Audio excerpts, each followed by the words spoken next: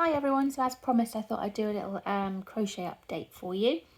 I'm currently in the middle of making 5 currant buns. I've made all the pieces and I'm just putting them together today. So this one will be done, and then I'm going to be starting on the 5 speckled frogs on a speckled log. Oh, I had the pattern actually, I was going to show you the pattern, but I don't know where I've put it for a minute.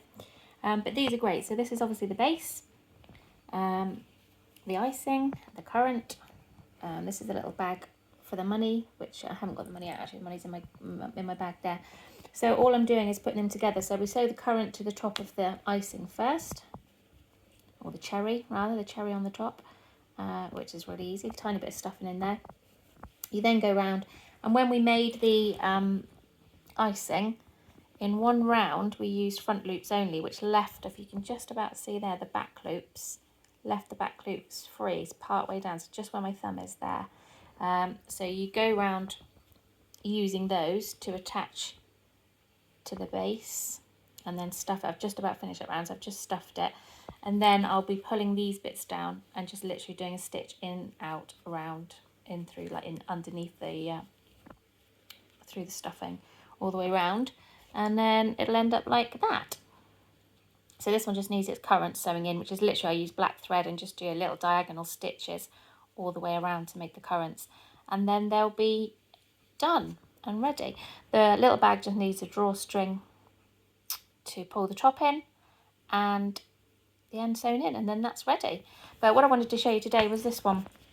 Oh, I also wanted to say, obviously I did a video this morning where I went for a lovely sunny walk at the breakwater, and I'm glad I went this morning because it's almost lunchtime now and it's pouring down. I've just run out to the garden to pick some of the washing in that was dry, but I've had to leave some of it out there because it was raining so hard.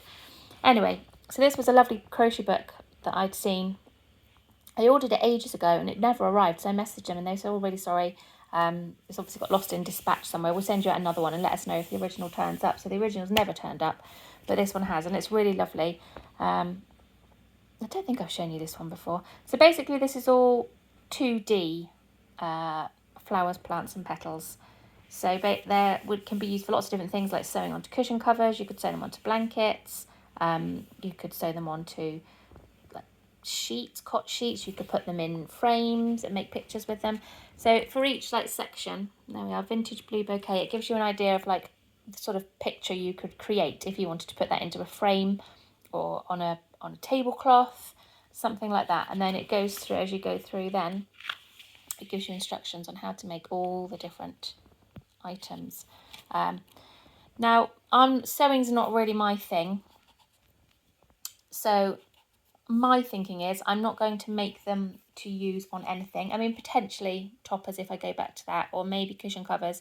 There's another little one there, like cottage garden. That gives you a little idea there of it.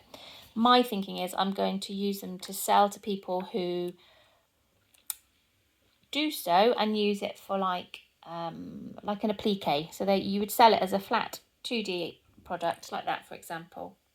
You can make a whole load of them and people could either make them into bunting, they could put them onto, like I say, tablecloth or something like that. Someone who does that kind of thing wanted something but can sew but can't crochet.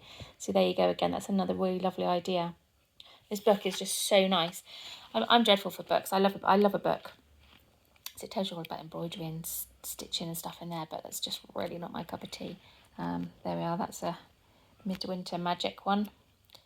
It's such a nice book. That's an autumn wreath. So you could do that, and I guess if you had a polystyrene wreath, you could crochet around that and cover it, and then sew or maybe hot glue gun those on. So obviously some people might like to have that kind of thing, but can't do the crochet themselves. So I could do that part and hopefully sell them as they are, and that's a nice one, a jug of flowers. But they are really lovely, and I think, well, I'm presuming they're quite simple to make. I'll just have a look at one. Let's look at one for argument's sake. Let's look at number 5, which is that one, and just see what that's looking like. 1, 2, 3, 4, 5. There you go. There. So very, very, very easy. Very, very basic. Tells you the wool they've used, the size of the hook. Obviously, you can adapt that to your own wool and hook size. It just would mean you'd have a different sized end product. They do give these charts here. I can never make head nor tail of these picture charts, to be fair. Some people work from them, some people work like myself from a pattern like this, and some people work purely from like a visual YouTube tutorial. But I need a pattern, and I just like a book.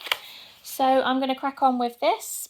When these are done, I'll show you these, and then I'll show you the pattern for the next item, which is the 5 speckled frogs on a speckled log, and see how we go with that. Enjoy the rest of your day.